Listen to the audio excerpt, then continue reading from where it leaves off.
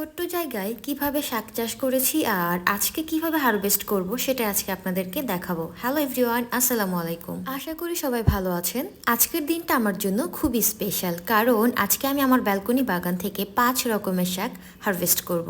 আমার এই ছোট্ট বাগানে আছে 5 রকমের শাক: লাল শাক, ডাঁটা শাক, পুঁই শাক, মূলা শাক আর লাউ শাক। আপনারা তো দেখেছেন আগের ভিডিওতে। ছোট্ট জায়গায় কিভাবে এত কিছু চাষ করা সম্ভব দেখে অনেকেই অবাক হন। বেশ কিছুদিন আগে আমি লম্বা টবে লাল শাক আর ডাঁটা শাকের বীজ লাগিয়েছিলাম। প্রথমে আমি বীজগুলো একটা বাটিতে নিয়েছিলাম, তারপর সেই বাটির মধ্যে বীজের সাথে কিছু ছাই মিক্সড করে হালকাভাবে ছিটিয়ে দিয়েছিলাম টবের মধ্যে। বীজগুলো ছিটানোর কিছুদিনের মধ্যে দেখলাম লাল শাক আর ডাঁটা শাক সুন্দর করে বড় হচ্ছিল, আর দেখতেই পাচ্ছেন এখন। এই শাকগুলোতে আমি প্রত্যেকদিন একবার করে পানি দেই, খুবই হালকাভাবে, খুব বেশি পানি দেই না।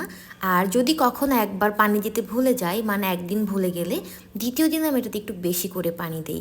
আর এভাবে আস্তে আস্তে আমার ডাঁটা শাক আর লাল শাকগুলো গ্রো করতেছিল ব্যালকনির টবে।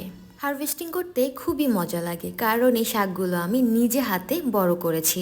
বীজ থেকে চারা করা, তারপর সেই ছোট্ট ছোট্ট চারাগুলোকে প্রত্যেক দিন যত্ন নেওয়া, সব কিছু করেছি আমি নিজে হাতে। এটা আমার জন্য সত্যি একটা তৃপ্তির মুহূর্ত। এই হারভেস্ট করা শাকগুলো দিয়ে আমি আজকে মজার কিছু একটা রান্না করতে চাচ্ছি। আপনারা আমাকে চাইলে কমেন্ট বক্সে সাজেস্ট করতে পারেন আপনারা হারভেস্ট করা শাক দিয়ে কি কি রান্না করেন, মানে কিভাবে কি রান্না করেন। এখন আমি একে একে শাকগুলোকে হারভেস্ট করা শুরু করব।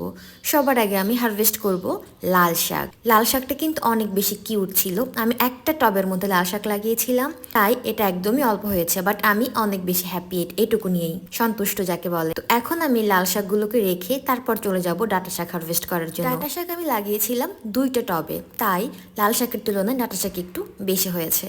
দেখতে পাচ্ছেন ডাঁটা শাকগুলো কিন্তু মাশাআল্লাহ অনেক বেশি সুন্দর হয়েছে। এখানে হারভেস্ট করা শেষ, এবার যাচ্ছি পুঁই শাক হারভেস্ট করার জন্য। পুঁই শাকও মাশাআল্লাহ অনেকগুলো হয়েছে। তারপরে আমি হারভেস্ট করেছিলাম সামান্য কিছু লাউ শাক, তারপরে মূলা শাক। সবকিছু মিলিয়ে আমার 1 ডালি শাক হারভেস্ট হয়ে গেল ব্যালকনি বাগান থেকে। এখানে টোটাল 5 রকমের শাক আছে, দেখতেই পাচ্ছেন।